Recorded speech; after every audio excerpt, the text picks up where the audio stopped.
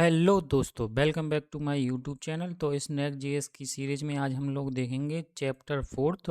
Chapter fourth हमारा है creating layout and pages. Friend, इससे पहले हम लोग 3 चैप्टर पढ़ चुके हैं, तो अगर आपने वीडियो नहीं देखी हो तो आप देख लेना। अगर वीडियो नहीं देखना हो तो आप यहाँ से पढ़ लेना, क्योंकि हम लोगों ने कोड को जो सेटअप किया हुआ है ना, ये वाला कोड हम लोगों ने इसी मतलब चैप्टरों को पढ़ के इस किया था। तो फोर्थ चैप्टर अगर आप डायरेक्ट देख रहे हो तो हो सकता हो आपको ना आए समझ में। तो इसी वजह से मैं कहूँ चाहूँगा कि आप लोग यहाँ जाके थोड़ा सा पढ़ लें और आपको कोड मिल जाएगा, है ना। तो चलो आज फोर्थ चैप्टर पढ़ेंगे।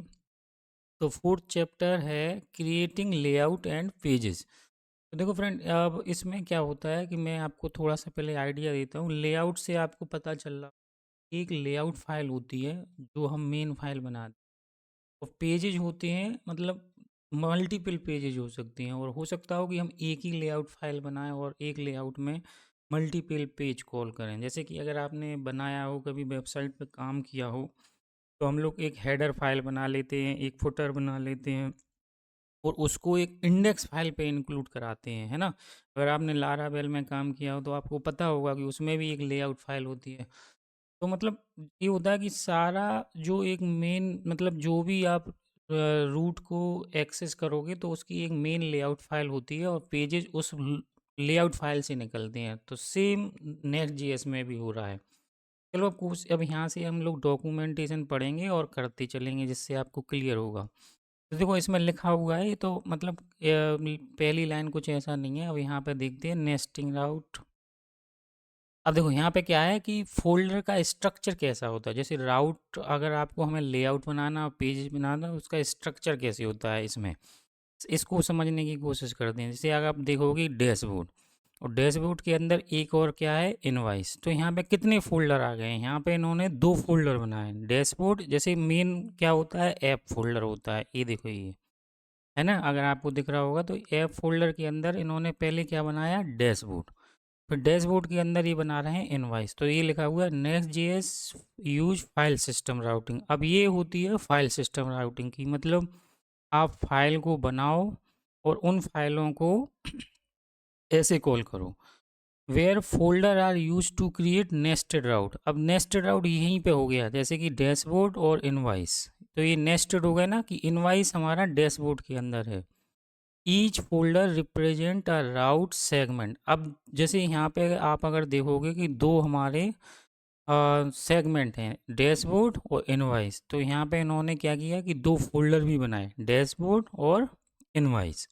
Each folder represent a route segment, जैसे अगर है ना, यही बात है यहाँ पे, that maps a URL segment. अब देखो यहाँ पे लिखा हुआ है you can create separate UI for each routing using layout और पेज। तो वो ये कह रहा है कि मतलब को जो भी आप राउट है उसके लिए भी सेपरेट, हर राउट के लिए डिफरेंट डिफरेंट लेआउट बना सकते हो। लेकिन ये बहुत रेयर केस में हम लोग यूज करते हैं कि हर राउट के लिए डिफरेंट डिफरेंट लेआउट फाइल बनाएं। वैसे होता मोस्टली यही है कि आप मतलब मैक्सिमम 2 लेआउट बनाओ या 3 लेआउट बनाओ, क्योंकि कोड आप अगर जितना कॉमन रखोगे उतना आपका मैनेजेबल होता है ना। तो ये कह रहा है कि आप अगर ज़रूरत है तो आप क्रिएट कर सकते हो हर राउट के लिए सेपरेट सेपरेट लेआउट फाइल। अब ये देखो page dot T S x, ये जो स्पेशल नेक्स्ट फाइल, जो page dot T S X file होगी वो एक स्पेशल फाइल होगी दैट एक्सपोर्ट रिएक्ट कंपोनेंट। उसी के अंदर हम रिएक्ट कंपोनेंट को एक्सपोर्ट करते हैं, और it is required for route to be accessible. और ये रिक्वायर्ड होती है किस लिए, it is required to be accessible, मतलब अगर आपकी page dot T S X file होगी तभी आप राउट को एक्सेस कर सकते हो। क्योंकि नेक्स्ट जेएस करता क्या है, केवल वो page dot T S X file को ही कॉल कराता है। अगर वो वाली फाइल होगी तो आपका राउट एक्सेस होगा, अदरवाइज आपका राउट एक्सेस नहीं होगा। In your application you already have पेज्ड। जैसे अब आप देखोगे कि वो कह रहा है कि जो हमारी एप्लीकेशन है इसके अंदर एक फ़ाइल डली हुई है page dot T S x, ये वाली फ़ाइल है ना। ये जो वो फ़ाइल है जो हमारी होम पेज को कॉल कर रही है। अगर आप यहाँ पे आओगे, अगर आप इसको रिफ़्रेश करोगे तो ये यहाँ पे page dot T x call हो रही है ये वाली फाइल, क्योंकि अभी हमारा राउट तो कुछ है नहीं है, स्लैश यहाँ पे केवल स्लैश है। तो स्लैश के केस में क्या है, इस by default he home page जो यहाँ पे पेज डली है उसको कॉल कर रहा है ना। तो अब यहाँ पे हम लोग चलते हैं, तो ये क्या है, दिस इज होम पेज और associate with the route slash. तो ये किससे एसोसिएटेड है, डैश से, मतलब आप नहीं भी लगाओगे और या लगाओगे तो इसका मतलब ये होता है कि आपका ये मेन है। ठीक है। अब वो कह रहा है कि आप ऐसा करो कि यहाँ पे एक क्रिएट न्यू फोल्डर डैशबोर्ड करो इनसाइड ऐप, और उसके अंदर page dot T x create करो। और पेज जैसे ही आप क्रिएट करोगे तो आपका ये वाला राउट स्टार्ट हो जाएगा, ये आपका डैशबोर्ड वाला पेज चलने लगेगा। तो चलो क्रिएट करते हैं, हम लोग यहाँ पे आते हैं ऐप में, और यहाँ पे एक न्यू फाइल नहीं न्यू फोल्डर क्रिएट करते हैं। यहाँ पे अगर आप जाओ न्यू फोल्डर, और इसका नाम हमें देना है डैशबोर्ड।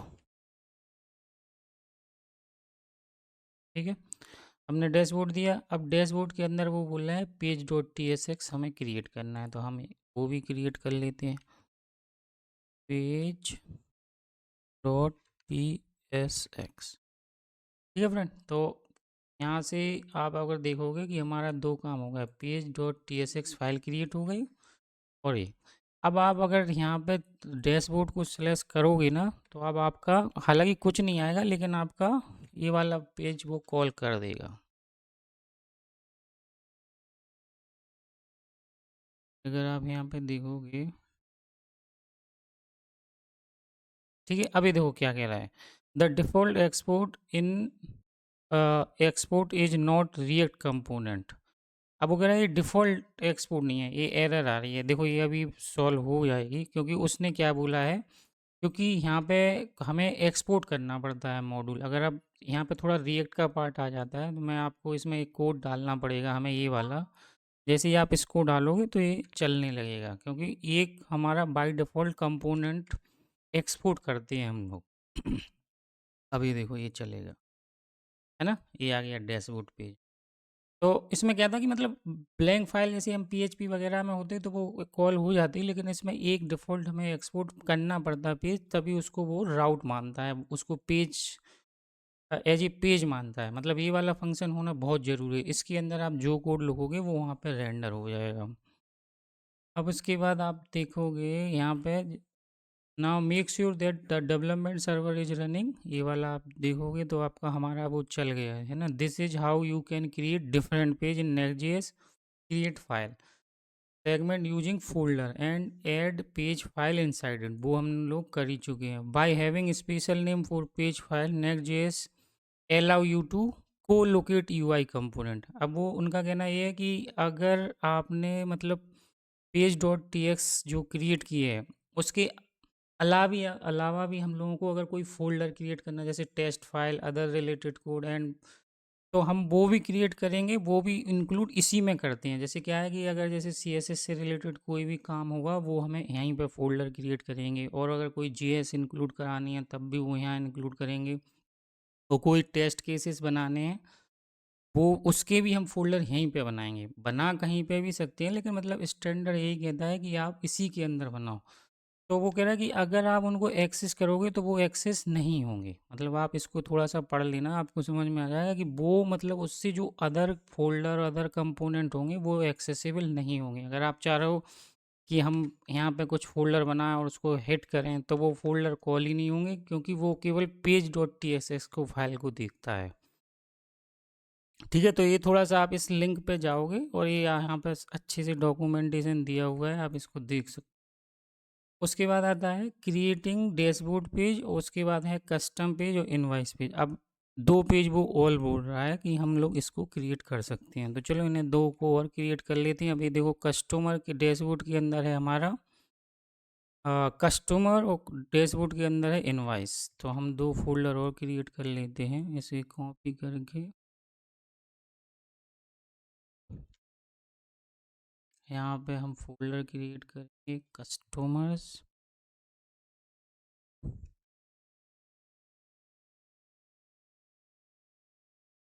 ठीक है, और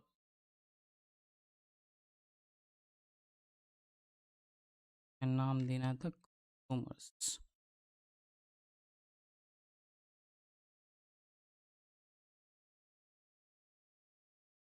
फोल्डर क्रिएट किया हम देंगे न्यू फोल्डर कॉमर्स।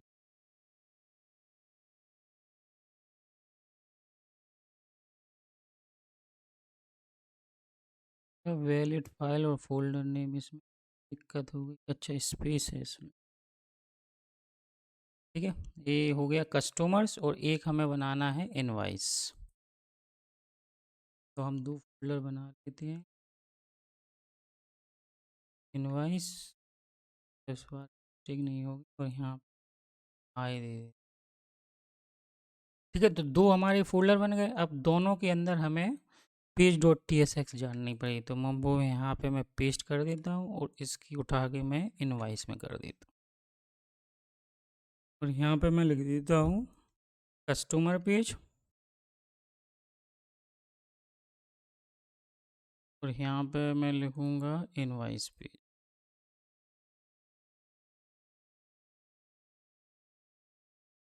अब आप इसको रिफ्रेश कर तो मैं जाऊँगा अब यहाँ पे सेलेक्ट करके कस्टमर। अभी यूआई नहीं आ रहा है, अभी उसकी भी बात करते हैं हम लोग। हमारे पेज चल गए हैं। कस्टमर अगर हम करेंगे क्लिक तो कस्टमर मैसेज आ जाएगा और अगर हम इनवाइस करेंगे तो हमारा इनवाइस आ गया, ठीक है।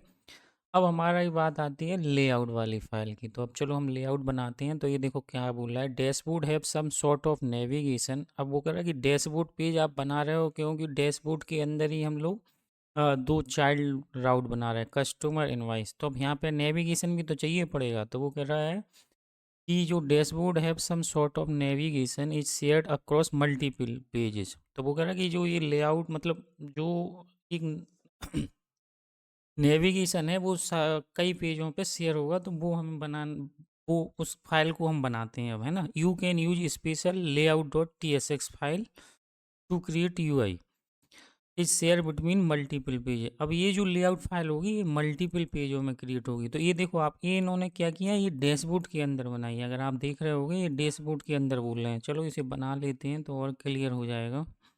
यहाँ पे अगर आप जाओगे तो यहाँ पे हम चाइल्ड में नहीं बना रहे हैं ना, अब यहाँ पे हम बना रहे हैं फाइल, न्यू फाइल। यहाँ पे लिख देते हैं टी एस। अब अगर इसका कोड हमें उठा के सीधा यहाँ पे डालना है और इसमें वे लोग क्या कर रहे हैं ये देखो आप, यहाँ पे इसमें बस कुछ नहीं कर रहे हैं कि यहाँ पे जैसे लेआउट एक फंक्शन होता है, जैसे पेज में हमारा पेज वाला कंपो वो होता है फंक्शन नेम, ऐसा लेआउट में होता है लेआउट। उसमें चिल्ड्रन की प्रॉपर्टी को इन्होंने एक्सेप्ट किया। और ये जो साइड नेविगार है वो आप देखना ऐप के अंदर यूआई डैशबोर्ड, अगर आप यहाँ पे जाओगे तो ये पहले से इन्होंने बना के रखे हुए हैं। ऐप के अंदर यूआई के अंदर आप डैशबोर्ड और डैशबोर्ड के अंदर आप देखोगे साइड नेविगेट, है ना, ये वाली फाइल। इसको इन्होंने इंक्लूड करा के यहाँ पे कर दी और जो चिल्ड्रन प्रॉपर्टी को जो एक्सेप्ट कर रहे थे वो यहाँ पे रेंडर कर दिया। क्योंकि जो भी आप जैसे अब यहाँ पे क्या होगा कि जो भी आप अगर पेज को इनवाइस को कॉल करोगे तो इनवाइस क्या करेगा कि पेज यहाँ से अपने फाइल को कंपोनेंट को उठा के यहाँ भेजेगा डैशबोर्ड इस लेआउट वाली फाइल में, है ना। क्योंकि जो जितने भी पेजेस हैं इसके वो सब लेआउट से निकलने वाले हैं। पहले लेआउट लोड होगी और फिर लेआउट के अंदर जो चिल्ड्रन होंगे वो यहाँ पे इंक्लूड हो जाएंगे। अब अगर आप इसको कॉल करके देखोगे तो आप देखो ये आ गया है आपका, है ना। ये किससे आ रहा है, ये हमारा आ रहा है इस वाली लेआउट साइड नेविगार। अब एक चीज़ और है कि ये वाली लेआउट भी इंक्लूड हो रही है, प्लस अगर आप देखोगे कि जो ये C S S V S S तो इसमें कुछ है ही नहीं। अगर आप देखोगे तो इस वाली वो कहाँ से हो रही होगी, है ना। तो वो क्या है कि जो यहाँ पे जो इसके बाहर डैशबोर्ड के बाहर एक और लेआउट फाइल डली हुई है, अगर आप देखोगे ये वाली। तो यहाँ पे इन्होंने क्या किया कि जो मेन है HTML बॉडी टैग वो इस वाली लेआउट में इंक्लूड हो रही। तो यहाँ पे कितनी लेआउट फाइल इंक्लूड हुई, एक तो ये वाली लेआउट इंक्लूड हुई, फिर वो डैशबोर्ड के अंदर गया तो डैशबोर्ड के अंदर फिर से उसी लेआउट मिली तो वो इसको इंक्लूड कर लिया। इसमें क्या है साइड बार, और इस लेआउट में सिर्फ क्या है बॉडी और HTML टैग। तो यहाँ पे कितनी लेआउट हो गई, एक तो ये रूट की ये हो गई और फिर इन्होंने क्या किया कि जो ये कंपोनेंट था डैशबोर्ड, डैशबोर्ड की लेआउट अलग बना दी, है ना।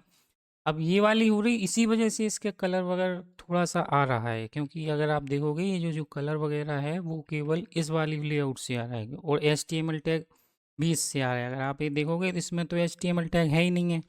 अगर आप कंट्रोल यू करके देखोगे तो यहाँ पे HTML भी बना हुआ है ना, बॉडी टैग है, तो वो कहाँ से आ रहे हैं? वो आ रहे हैं हमारी मेन लेआउट से। तो ऐप फोल्डर के अंदर जो मेन लेआउट है, पहले ये वाली कॉल हुई, इसके अंदर जो कंपोनेंट है उसके अंदर, मतलब सॉरी, ये डैशबोर्ड है, ये वाली लेआउट इंक्लूड हुई। फिर जो कंपोनेंट है उसकी लेआउट इंक्लूड हुई, फिर इसके अंदर जो पेज होगा वो रेंडर हो रहा है। यही इसमें बताया गया है। ये देखो यहाँ पे a few things are going in this code, let's break down. अब वो कहेगा कि हमने साइड बार को इंक्लूड किया, जैसे मैंने बताया ये वाला, any component you import into this file will be part of this layout. जो भी कंपोनेंट होगा, any component you import into this file will be part of layout. यहाँ पे जो भी इंपोर्ट करोगे वो लेआउट का पार्ट होगा, मतलब वो जितने भी पेज निकलेंगे उस में, मतलब चाइल्ड पेज जितनी अभी हमने 2 बनाए, हो सकता हो आप और भी ज़्यादा बनाओ, तो वो सब लेआउट का पार्ट होंगे। Layout component receive children prop, वो मैंने आपको बता चाहूँ कि वो चिल्ड्रन प्रॉप को रिसीव करता है ना। ये देखो ये वाला कर रहा है चिल्ड्रन प्रॉप को। This child can either be page और अदर लेआउट।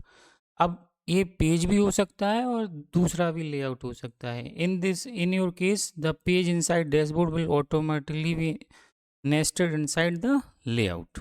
ठीक है, तो यहाँ पे ये वाली लेआउट फाइल इंक्लूड हो गई है। ये देखो अब हमारा भी स्ट्रक्चर ऐसे ही बन गया है कि जैसे ऐप के अंदर पेज हो गया, पेज के अंदर हमारा लेआउट हो गया, ये दोनों फाइल रूट की। उसके अंदर हमारा कंपोनेंट है, कंपोनेंट के अंदर हमारे दो सब कंपोनेंट है, कस्टमर, इनवाइस, और ये डैशबोर्ड जो के अंदर जो लेआउट है वो इस कंपोनेंट की हो गई। तो हमारा ये वाला हो गया। अब अगर देखो वो समझा भी रहे हैं विजुअली कि अगर आप डैशबोर्ड को इंक्लूड करोगे तो आपकी लेआउट वाली फाइल इंक्लूड हो रही है, ये देखो हो रही है। और अगर आप रेंडर पेज पे क्लिक करोगे तो ये लेआउट पहले आई और फिर ये वाला जो पेज है वो यहाँ पे गया। और अगर इनवाइस किया तो ये वाला जो इसका जो कंटेंट है वो यहाँ से रेंडर हुआ इसके अंदर, इस लेआउट के अंदर से। तो इसका बेनिफिट क्या होता है लेआउट बनाने से, क्या है कि इसका सिर्फ पेज वाला पार्ट कोड लोड होगा बार बार। कि जब आप अगर इनवाइस को कॉल करोगे अगर इस वाले पेज को, तो सिर्फ इतना ही कंटेंट पार्ट लोड होगा, ये वाला लोड नहीं होगा। अगर आप यहाँ पे डैशबोर्ड को करोगे, मतलब कस्टमर को लोड करोगे, तब भी इतना ही पार्ट होगा। ये साइड बार जो है ना, ये आपका हमेशा स्टैटिक बना रहेगा। अब ये नीचे बता भी रहे हैं, ये देखो, in chapter 3 you imported inter, जो देखो ये वाली जो रूट की लेआउट है ना, ये इसके बारे में बता रहा है कि जो रूट की लेआउट है इसमें आपने फॉन्ट वगैरह यूज किए, इस वजह से आपका सही आ रहा है। This is called the root layout. इस वाली फाइल को रूट लेआउट बोल रहे हैं, ये वाली फाइल। ये कौन सी फाइल है? Root layout. रूट लेआउट का मतलब ये है कि जहाँ से आप HTML बॉडी टैग को कंट्रोल करोगे वो रूट लेआउट हो गई। फिर कंपोनेंट की लेआउट होती है, फिर अगर आप चाहो तो सब कंपोनेंट की भी लेआउट बना सकते हो, वो ऑटोमेटिकली इंक्लूड होती है, आपको इंक्लूड करने की ज़रूरत नहीं पड़ेगी। ठीक है, this is called layout and is required in every next application, है ना, is required in every next application, ये रिक्वायर्ड होती है। Any UI you add to root layout will be shared across all the pages। वही बात कि अगर जो भी UI आप इसमें ऐड करोगे वो सब राउट के साथ शेयर होगी, जितने भी पेज उससे निकलेंगे सब पे होगी।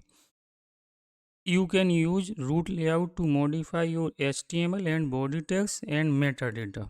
तो रूट लेआउट में हम लोग ज़्यादा से ज़्यादा करते क्या है, मेन हम उसमें HTML डालते, बॉडी डालते, और जो आपका मेटा डेटा से रिलेटेड कंटेंट है हम वो भी डालते हैं। जैसे SEO के लिए अगर कोई चीज़ डालनी तो वो भी हम उसी में डालते हैं।